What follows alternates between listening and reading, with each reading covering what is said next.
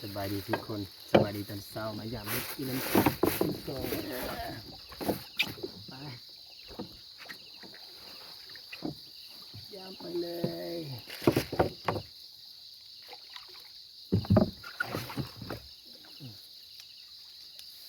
โอ้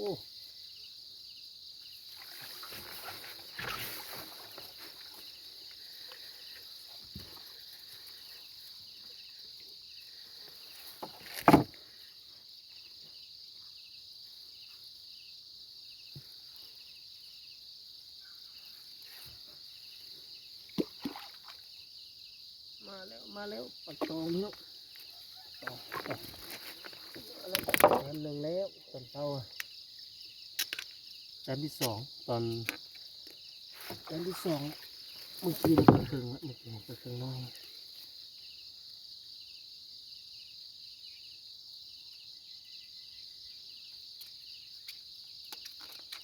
นี่ปลาตองอยากไปก่อนติดพุทธนะ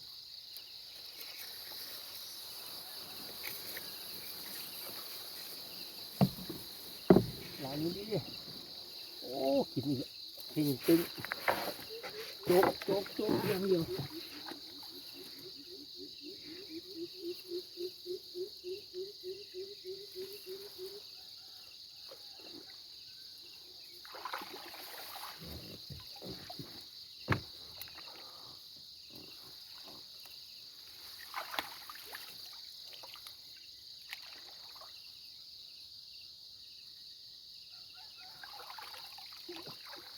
โอ้ยังไม่เห็นเลยหลังนี้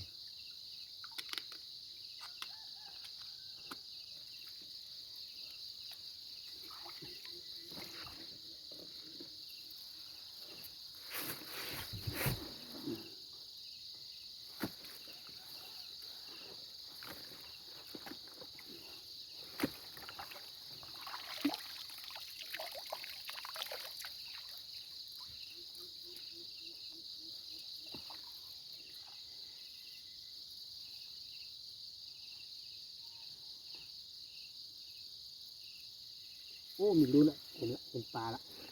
เป็นปลาแล้วโอ้ปลาอยู่เหรอโอ้ปลาลาดพันให้พันว่าสนใจครับปลาลาด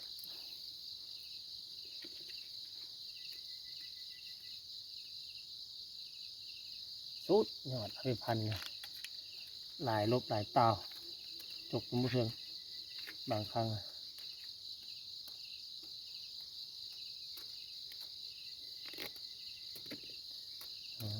นี่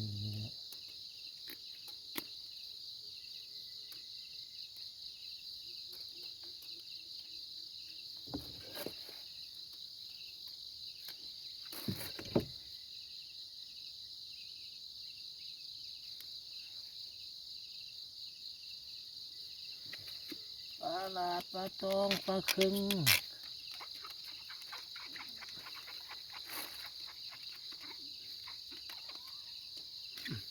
ปลาพุดไปก่อนนี้ไปก่อน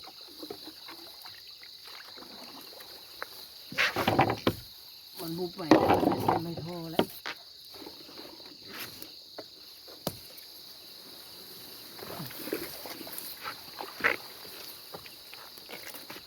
มึงดูหลังนี้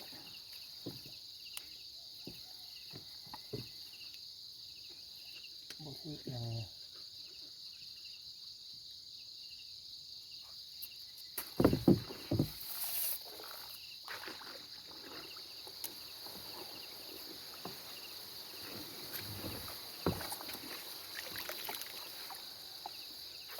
ใส่ไว้แต่เมื่อคืนยามหอบหนึ่งฝนตกทำบัดนี้มากูเป็นยามมื้อเช้าบัดนี้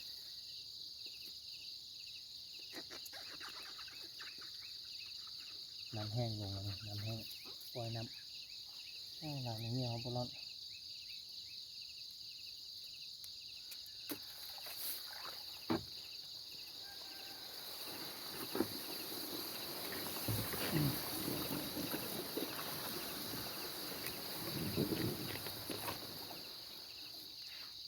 รุ่นอีกแล้วหลังนี้เลยรุ่นอีกแล้วรุ่นอีกแล้วพี่น้องเบิ่งดู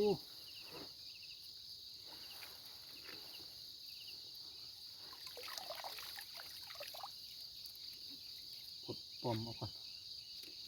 นำสายเบ็ดไปเราจะปลดปมออกสายยาว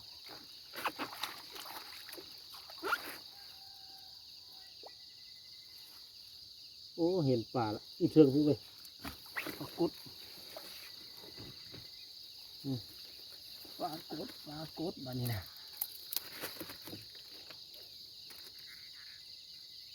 ดีแต่มันบ่เอาไปพัดลงพื้นเนาะพันอยู่ทางเทิงเลย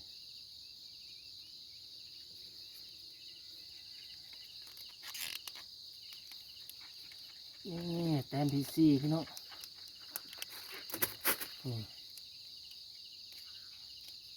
ปลากด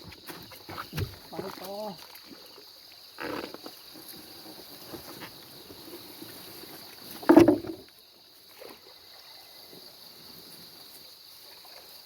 อย่างนี้ดิ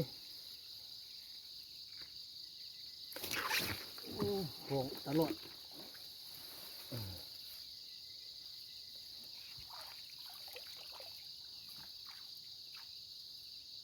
บุตรหลังนี้บุตร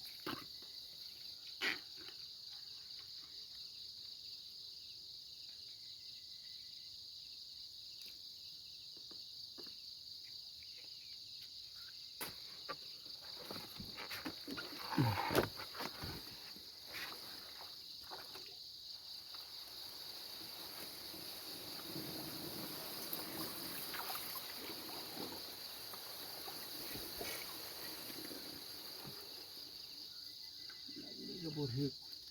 ใส่ตื่นพดน้ำแห้งปลาไว้ตื่นพด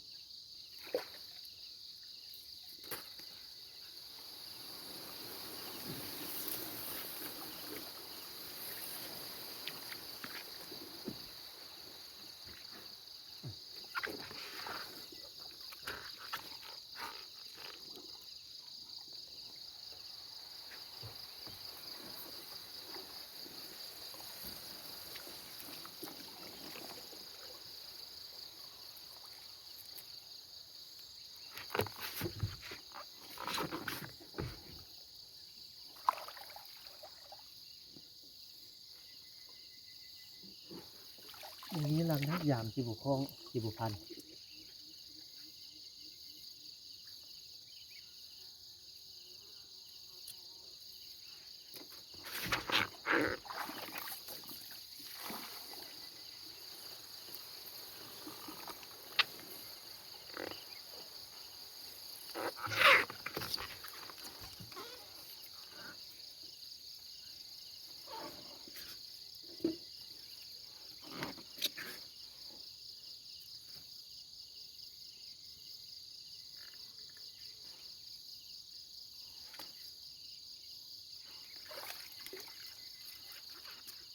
มันถือมาเข้าไปพันซื้อไป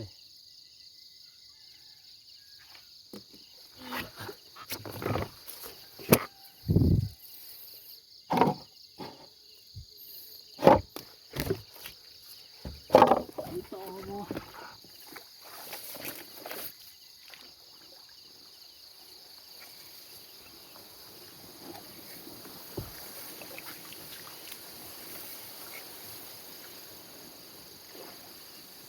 น้ำแห้งปลาเบ็ดนะพันตลอดจุกตลอด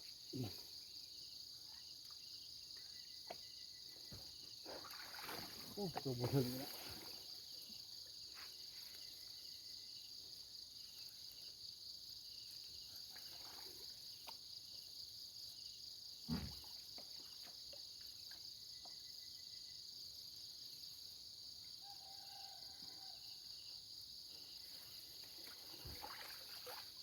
ปวดปวมอีกแล้วอันนี้นะ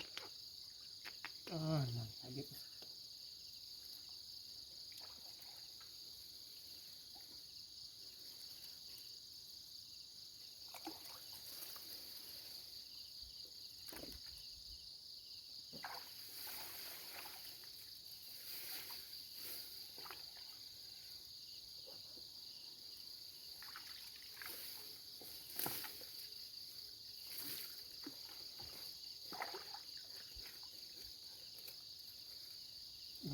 บ่เห็นถูกหรือบ่บ่ฮู้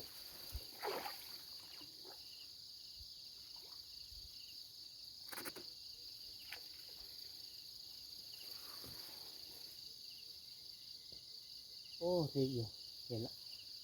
เห็นละเห็นละ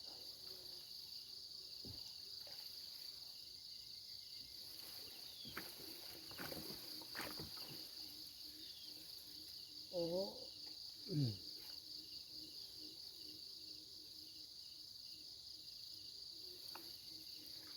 ประหลาดสุดยอดพันธุ์ละสุดยอดพันธุ์ประหลาดเอียน